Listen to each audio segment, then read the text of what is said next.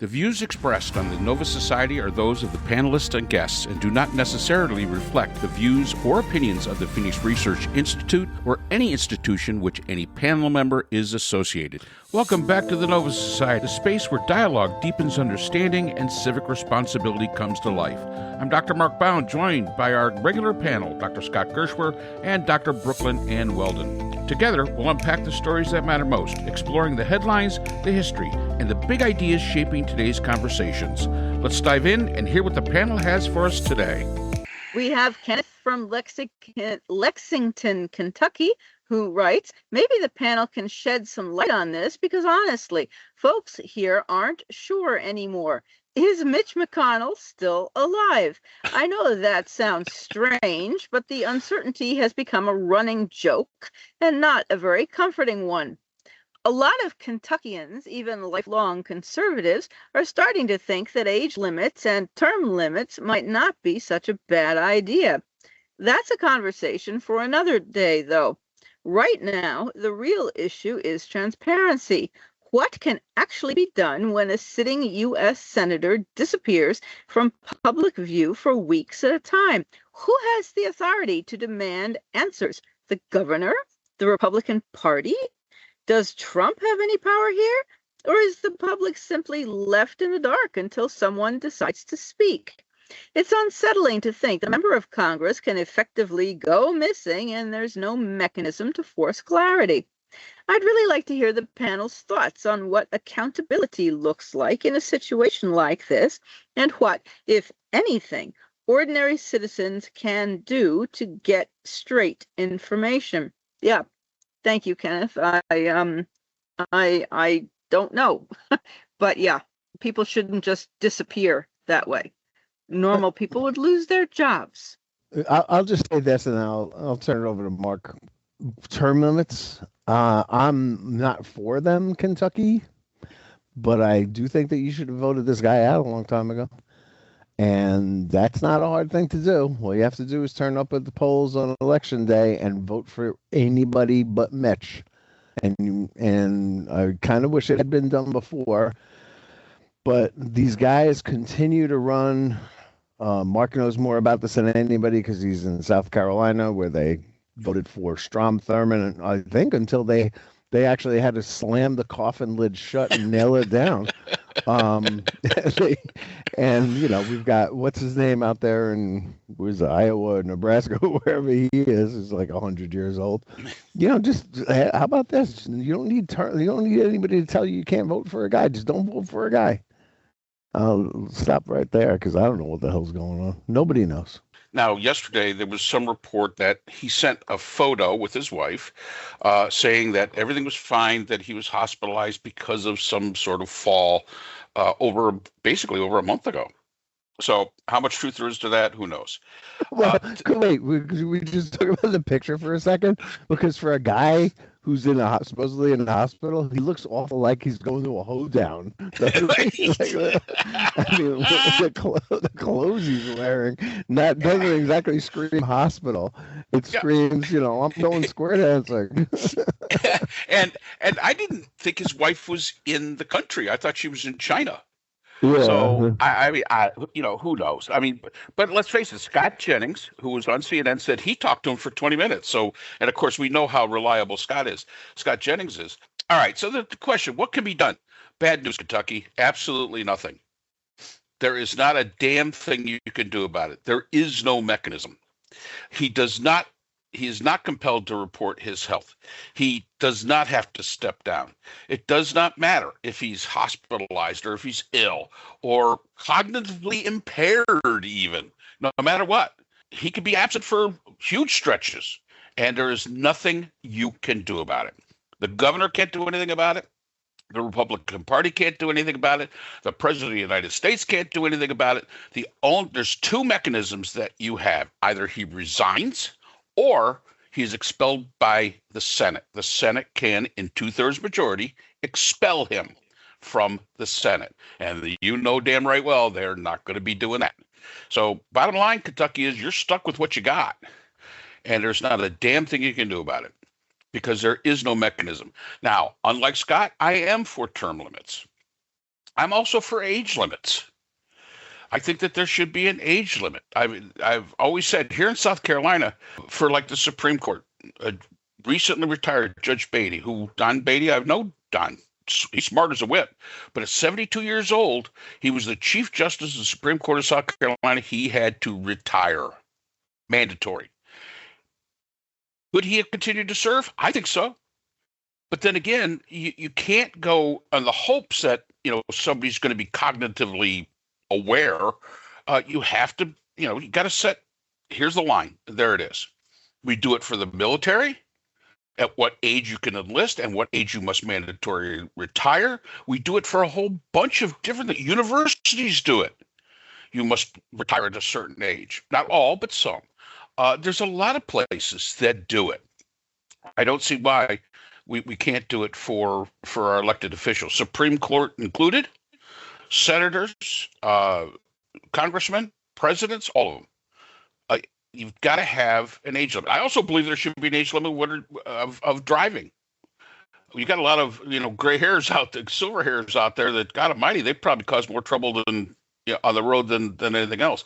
So for me, yeah, term limits is fine. And I know that the argument is that Lindsey Graham was in there since 95, and he gained a lot of power being the chairman because of seniority. Well, you know what? Change the way that is done in committees. Seniority should not matter. But that's the problem that you've got with the party system, and the parties would have to come to some sort of a change that would allow the seniority idea of whether or not you're on a committee. Whether or not that matters. And because they're called the ranking, because they're the senior person there. That doesn't mean anything. That could be the senior person there didn't do a damn thing in the last 20 years. What's being the senior person there other than the fact that, you've been there? So right. You're taking up space. Yeah. I mean, so the bottom line is, I'm sorry, Kentucky, he could be in a coma. And there's not a damn thing you can do about it. Oh, and by the way, he doesn't have to tell you. He's not compelled to tell you. And Yeah. if the Senate was to remove him, I don't think they remove him because of health. Usually it's for crimes and things like that. It's not for health. But what if he's dead, though? Can they remove him for being dead? Here's the strangest thing. And this came up when, what's his name? The congressman from New Jersey, Kane, missed 140 votes between March and June. Right? Just disappeared off the face of the earth. And New Jersey had to take a look at it, right? What can we do? And apparently there are state statutes about local officials. There are town codes that say that a member of the city council can be removed, but there's nothing for Congress. Right. So I don't know if Congress wants to pass this law, but again, transparency does seem to be the issue. Our friend from Kentucky is correct. Transparency is the issue. Mark, you remember, I'm sure, when Mark Sanford disappeared? Oh, yeah. On the Appalachian Trail? Yeah. Down with his girlfriend down, I think it was Venezuela or someplace like that, yeah. It was like Argentina. And and his wife is like, I don't know where he is. And then they said he's out hiking. Yeah, and then I don't remember how long it was. I think it wasn't quite this long. It was like only a week or so that the guy disappeared. Here's a public figure, very well known, obviously, and he just disappears.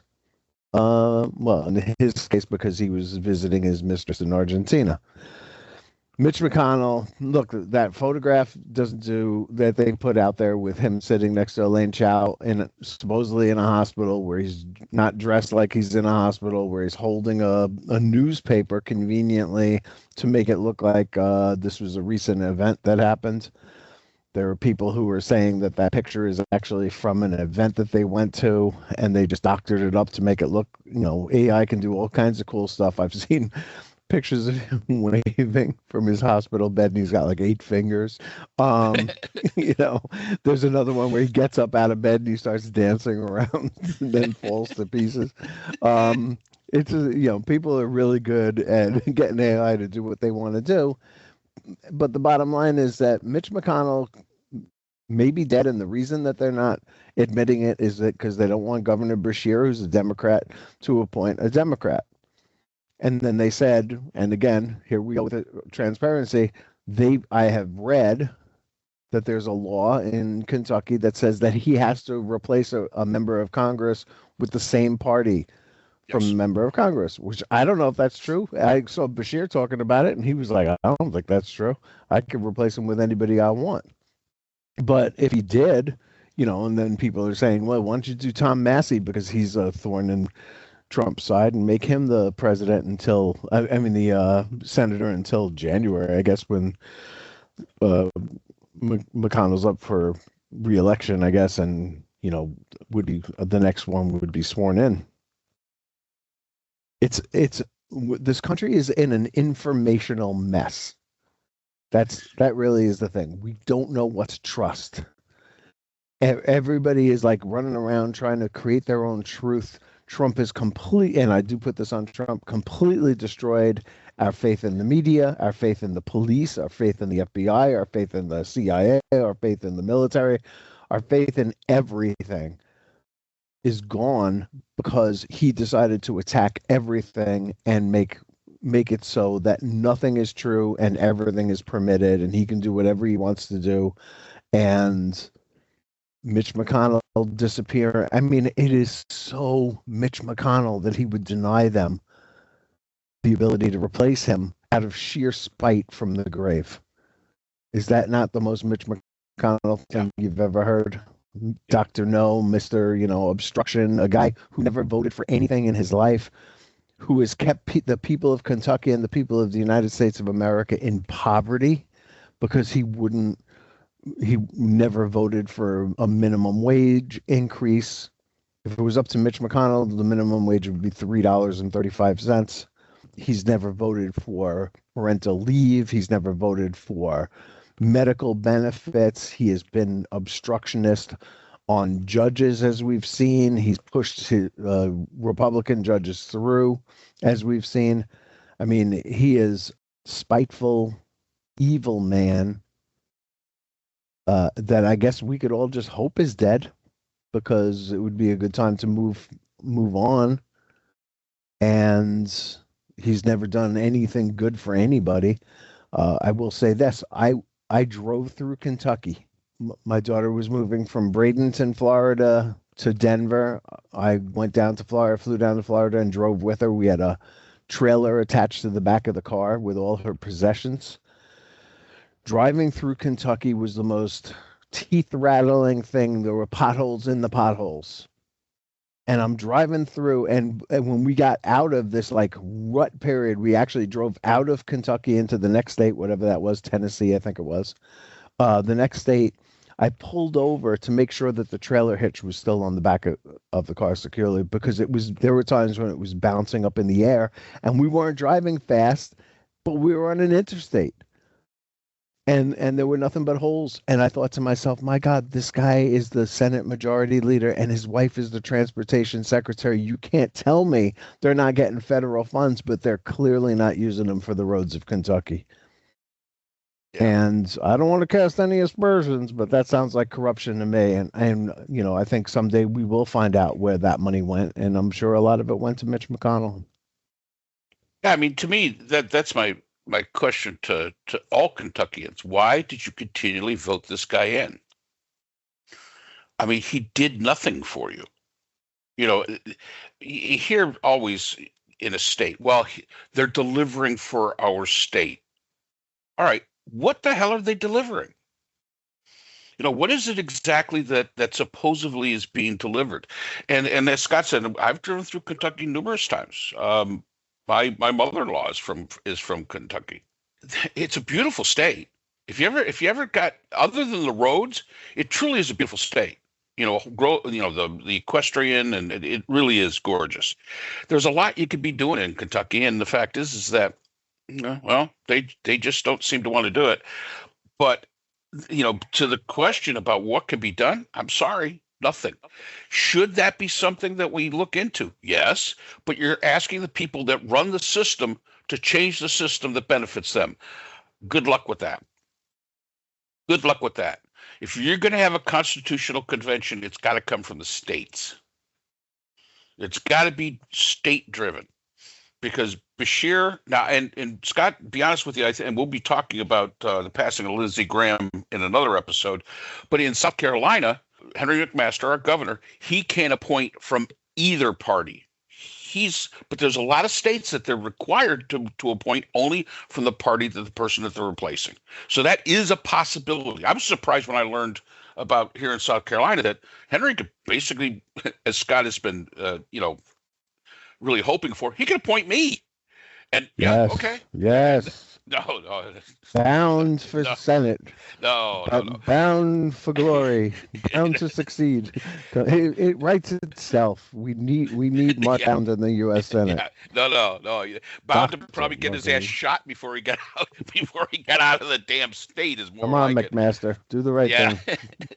But I mean, so the bottom line is that this is something that needs to be addressed. It is one of the faults of our system that you can be basically amongst the missing, and there's no way to find out. He could be dead for the last 6 weeks for anybody knows. For all anyone knows. He's protected by HIPAA, so nobody's going to release the information. The medical field isn't going to do it. And you've got people say, "Well, we were talking to him. Well, we were doing this. Well, we were doing that," and they're about as unreliable as they come. He could have been dead for the last 2 years, and you wouldn't know. And when we elect people, we really do have to think about things like this, and we really do have to start thinking about where our system has its gaps, and this is one of them. This is definitely one of them. You would think that somebody, the governor, somebody would have the authority to go in and say, "Listen, I want to see the guy. Let me take his pulse. Here, can you please breathe onto this mirror for me," or whatever? And you say, "I'm sorry, you're DRT, dead right there." No, but there is no mechanism. Right? How hard would it be for Scott Jennings to take out his cell phone and call Mitch McConnell and put this rumor to rest? He could do it live on TV. It would be some fantastic television. CNN would get great ratings. They would love for that to happen. Everybody would replay it. Every channel, every station, every platform would put it up there. Mitch McConnell calling from the hospital or the rehab facility or whatever it is. But nobody's done that. So again, we're left to believe, I guess, what these people are saying. I was curious about I think I just mentioned minimum wages, right? Yeah. People of the South, what are you thinking about? Here's the percentages of workforces in states that earn less than $15 an hour. $15 an hour. How insane is that? That's what we paid our babysitters when our kids were small. And they're paying grown-ups this amount of money to work a 40-hour week. I can't do the math, but somebody please do it for me. Alabama, 18%. Arkansas, 20%. Georgia, 15%. Kentucky, 18% of people in Kentucky make less than $15 an hour. Louisiana, it's not a winner, 25%. Mississippi, 26%. North Carolina, 16. Oklahoma, 21. South Carolina, 16. Tennessee, 14%. And Texas, 17% of people that have the highest rates of poverty in the country, and yet they continue to send the same people back to Congress to do something about it. Federal minimum wage is $7.25. Good Lord. I like, this country is just, we're in such bad shape, and the reason for that is more than likely abortion, which was like the number one issue that people voted for, single issue voters voted for. Off the table now. Your state gets to decide. So far, I predicted wrong. Trump has not made this a national issue. He is leaving it to the states so far, and so that's off the table. What about gun control? off the table. Not ever going to happen. With massacre after massacre could happen, and it would not happen. So how are people down there in these states? How are they expected to live without government assistance that all us taxpayers pay for?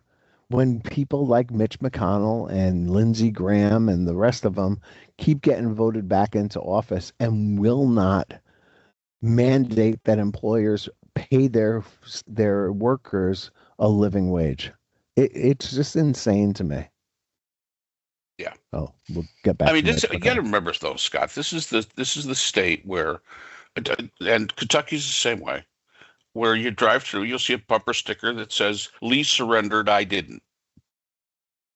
They do not. I mean, they are still so aggrieved in many cases over the Civil War. Really? They're absolutely still so aggrieved over that. And they just can't get by that to be able to see what's in their best interests. They will vote for ideology far quicker than they will for actual policy that might help themselves. That's the problem that they have here in the South. They will vote for ideology. They will twist themselves into knots to make it all about Christianity. And it's the right Christian thing to do. I mean, I've told you before, I live 20 minutes away from Bob Jones University. That is the most, I mean, other than Liberty University, that is the most absolute exclusively Christian university that there is. I mean, I went to Villanova, and it wasn't even close to being that bad. And the fact is that here it's a way of life. It is an absolute way of life. When you meet somebody here, the first thing they're going to ask you is what church you go to. That's one of the first things they want to know, what church you go to. I always tell them I'm a Druid. And say, no, just go look that up. But, in the case of Mitch McConnell, I'm sorry, Ken, you're stuck. You are absolutely stuck. And this is a tale that probably all of us should really wake up and pay attention to. We send these people to represent us. And we would hope that they would be cognitive enough to be able and, have a pulse and be able to do it. And this has shown the gap in the system. There should be some mechanism. If we're not going to do term limits, if we're not going to do age limits, and I don't want to hear that's age discrimination. We do it all the time. The military does it. All sorts of sectors do it. It's mandatory retirement age. So, don't give me that just because it's politics. The fact is that we need a mechanism, or we need to have the limits to be able to protect ourselves from stuff like this happening. But that doesn't mean that somebody, at 55 years old can't become debilitatingly ill and put you in the same position. So term limits and age limits really doesn't fix that. There still also has to be a mechanism to where a senator or a congressman can be removed, because they're there until you're lucky. I'm going to tell you right now, Ken, you're lucky. At least his term was up. It could have been worse. He could have been in the first year of a 6-year term. So I guess maybe that's something to, hang your hat on and be happy about. What a mess. And that's all the time we have for today's episode. The Nova Society is a production of Nova Society Media, a division of the Phoenix Research Institute. We want to thank our production partners, Buzzsprout, who hosts the Nova Society, Audacity, our editing team, Apple Podcasts, the largest source of podcast and music online, Spotify, the most popular platform for the Nova Society, and iHeartRadio, your destination for all things music and podcasting. The Nova Society is available on all of these and other quality platforms listed in our description. And most importantly, we want to thank you, our listeners. Without your support, the Nova Society could not be possible. If you haven't already, please consider subscribing on the platform of your choice. It's easy, it's free, and helps our channel grow. For questions or comments, you can reach us at nova.society.podcast@gmail.com. So on behalf of Dr. Brooklyn Ann Weldon, Dr. Scott Gershworth, and all of our production partners here at the Nova Society, I'm Dr. Mark Bound. Remember, the true power of society is knowledge. Thank you for listening, and we hope to see you again next time.